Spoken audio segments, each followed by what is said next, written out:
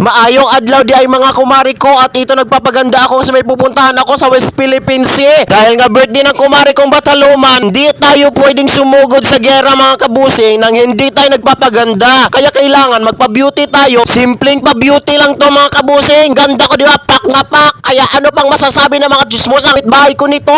Niredy ko nga pala yung regalo ko dito at ibibigay ko sa kanya na mula pa sa China Sea ito. Binili ko sa China Sea. Oo, isinara ko na nga pala dito yung pinto ng Encantadia. Baka may papasok pa dito ng mga hator at iba pang mga masamang nilalang. Kaya ito na, purgora na ako sa labas mga kabosing. At syempre kasama ko nga pala dito yung pugi kong inaanak. Dao nga ng aming bangka dito sa Escaborsal mga kabosing. At ito nakita ko na nga dito yung mga kumari ko. O diba, naka-ready na rin silang lahat. O, todo kanta pa nga dito yung iba eh. Nagkakantahan na pala sila dito. At ito yung my birthday ngayong araw mga kumari ko. O diba, ang ganda-ganda. O ayan, binigay ko na nga yung regalo kong galing pa sa China Sea.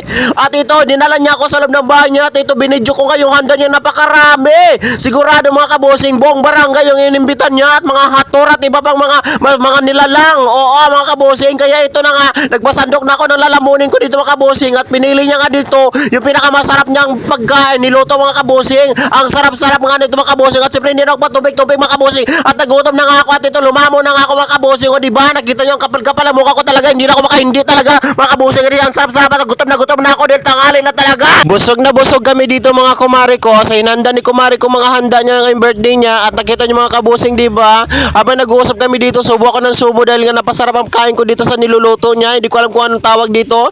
Basta may yellow siya. Tapos may mga manok ganon, no? Kanin na malagkit. Tapos ang sarap talaga mga kumari. Pagkatapos ko ang kumain dito mga kumari, lumabas ako ulit dito sa labas mga kumari. At ito nadatnan ko nga sa list kumari si pare na nagkakantahan na nga dito. Bago namin kantahan ng happy birthday yung celebrant kan ngayong araw na to mga kabusing, siyempre kumanta muna sila dito sa labas ang mga bisita.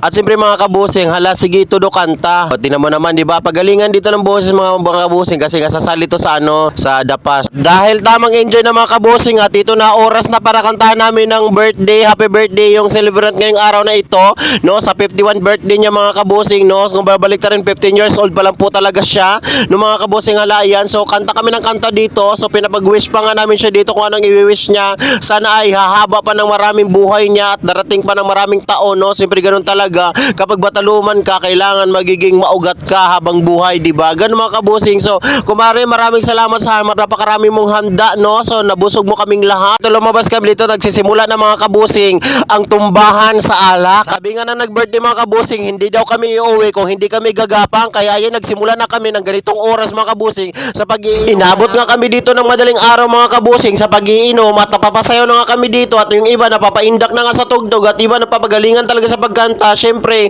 ganun talaga mga kabusing kapag may mga birthday ganito, simpleng birthday, mag-enjoy talaga tayo at hanggang dito na lang yung video ko mga kabusing. Maraming salamat. I love you all and God bless.